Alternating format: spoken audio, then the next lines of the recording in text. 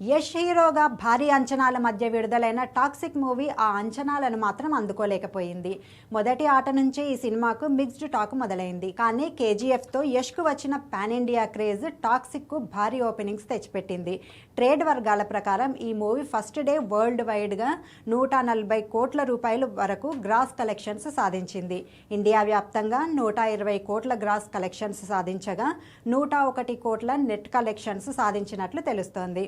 ఇందులో అత్యధిక వాటా హిందీ వర్షన్ నుంచి వచ్చినట్లుగా talk. First day Hindi version ద్వారా 55 కోట్ల కలెక్షన్స్ నమోదు కాగా కన్నడ వర్షన్లో 25 కోట్ల లోపే వసూలు చేసినట్లు టాక్ వినిపిస్తోంది.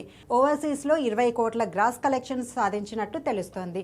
మిక్స్డ్ టాక్తో ఈ స్థాయి కలెక్షన్లు రాబట్టడం విశేషం. కానీ ఈ టాక్ కారణంగా రాబోయే రోజుల్లో కలెక్షన్స్ తగ్గే ఛాన్స్ ఉన్నట్లు సినీ విశ్లేషకులు అంచనా వేస్తున్నారు.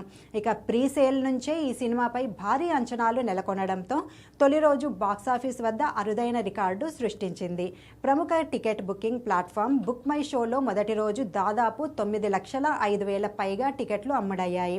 దీంతో సింగిల్ డే సేల్స్లో ఇది సరికొత్త రికార్డుగా చెబుతున్నారు.